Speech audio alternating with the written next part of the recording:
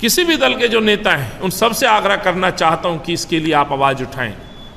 अरविंद केजरीवाल जी से भी कहूँगा, गांव और इन गरीबों की बस्तियों को बचाने के लिए निर्णय लें, कदम उठाएं, ये मैं कहना चाहता हूँ। साथियों, इस गांव के तहत जो सबसे बड़ा संकट आज खड़ा हुआ है, जिस तरह के सर्कुलर और नोटिस बांटे जा रहे हैं वन विभाग के द्वारा, उसमें से 16 गांव ऐसे हैं जिनके ऊपर सीधी तलवार लटकी हुई है, और इन गांव से जो लगी हुई जुड़ी हुई जो आबादी है, जिन क्लस्टर और कैंप कॉलोनियों का मैंने जिक्र किया है, ये वो गांव हैं जिसमें बुलडोजर चलने की पूरी तरह से साजिश केजरीवाल सरकार और भाजपा ने रच दी। उत्पीड़न किया जा रहा है, भ्रष्टाचार किया जा रहा है, बुलडोजर के नाम पर खौफ पैदा करके वहां से पैसे की उगाही की जा रही है।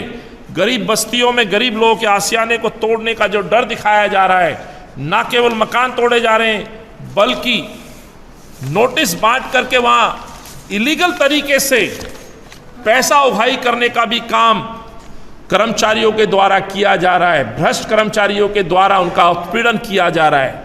इसीलिए हमारी मांग है उत्पीड़न बंद किया जाए। इनके जो गले पे तलवार, जो खतरे की, इनके मकान तोड़ने की जो तलवार इनके गले पे लटकाई हुई है, उसके लिए कांग्रेस के दिल्ली के स्पेशल प्रोविजन एक्ट 2006 की तर्ज पर कानून बनाया जाए। आजकल गांवों को लेकर के बड़ी राजनीति भाजपा के नेता जगह जगह घूम करके गांव के बारे में जिक्र करते हैं। जिक्र विकास का नहीं है साथियों, जिक्र है गांव के नाम बदलने का। मैंने भी काफ़ी सारे लोगों से बात की। गांव के लोग गांव का नाम बदलने की बजाय गांव की सूरत बदलने की बात करते हैं, और यही बात मैं कहना चाहता हूं।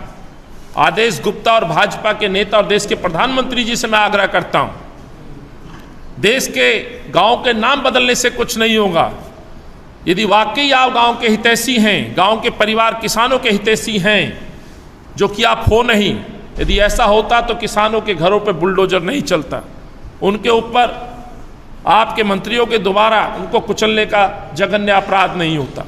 फिर भी जो आपके मंत्रियों ने और नेताओं ने एक बहस शुरू की है कि गांव का नाम दिल्ली में बदला जाए, तो मैं बताना चाहता हूं, नाम बदलने की बजाय गांव की सूरत बदलनी चाहिए। ये मांग हमने तब भी रखी थी। लेकिन आप किस तरह की सूरत बदल रहे हैं, जबकि जो अधिकार आपके पास नहीं है नाम बदलने का। आप गांव की परिधि में बुलडोजर भेज रहे हैं, जिस पे विस्तार से राजेंद्र जी आपसे बात करेंगे।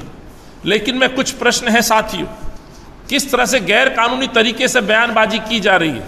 जो अधिकार भाजपा के नेताओं के अधिकार क्षेत्र में नहीं है, वो घोषणाएं की जा रही हैं।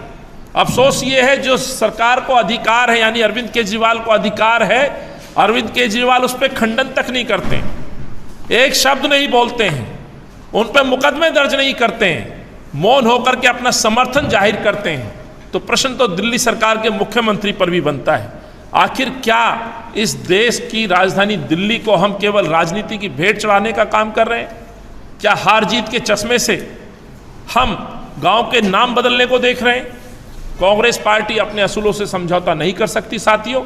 इसलिए हमने कहा था कि हम नाम बदलने की बजाय गांव की सूरत बदलने के पक्ष में हैं। प्रश्न ये भी उठता है कि 2013 के बाद से अरविंद केजरीवाल दिल्ली में सरकार चला रहे हैं। आजकल राजनीतिक भ्रमण पर पूरे देश में निकले हुए हैं। पंजाब में सरकार बना ली है, उस तरह के सपने लेकर के गुजरात में दौरा कर रहे हैं, ईमानदार होने का ढोंग कर रहे हैं। लेकिन मेरे प्रश्न अरविंद केजरीवाल से भी हैं। आप बार बार छोटी छोटी बातों पर एक दिन का सत्र बुला लेते हैं, विधानसभा का सत्र बुला लेते हैं, अपनी राजनीति करने के लिए विपक्ष पर कई तरह के आरोप लगाते हैं, और सदन का इस्तेमाल अपने भाषण देने के लिए करते हैं, मीडिया में छपवाने का काम करते हैं।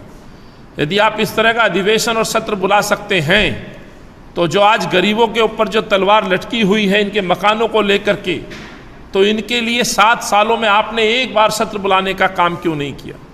7 सालों में साथियों, मैं बताना चाहता हूं कि अरविंद का जो रवैया रहा है दिल्ली के गरीब लोगों के प्रति, वो इससे सिद्ध हो जाता है कि अरविंद का कोई वास्ता गरीबों से नहीं है, गरीबों के मकानों से नहीं है, स्लम में रहने वाले दलित या उन गरीबों से कोई नाता नहीं है, कोई सिंपैथी, कोई सद्भाव की भावना उनके अंदर नहीं है।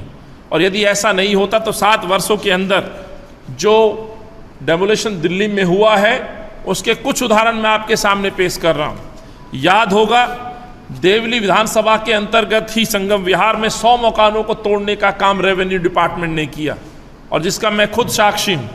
जिला अध्यक्ष यहाँ बैठे हैं। संगम विहार के देवली के अंतर्गत उन मकानों को तोड़ा गया जो कि कानून की दृष्टि में भी सही थे, और स्पेशल प्रोविजन एक्ट 2006 के तहत उनको भी संरक्षण प्राप्त था। वो लड़ाई हमने लड़ी, केजरीवाल ने एक्शन लिया। ये दर्शाता है कि किस तरह से बुलडोजर कॉलोनियों में चलाया गया।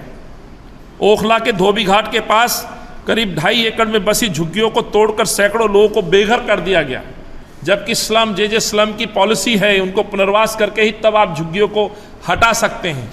और इन पुनर्वास कॉलोनियों को भी बसाने के लिए स्पेशल व्यवस्था है। दिल्ली की सरकार, शीला जी की तत्कालीन सरकार, केंद्र में यूपीए सोनिया जी की सरकार, डॉक्टर मनमोहन जी की सरकार ने उनको वो अधिकार दिया है, उसके बावजूद बुलडोजर वहाँ चलाया गया।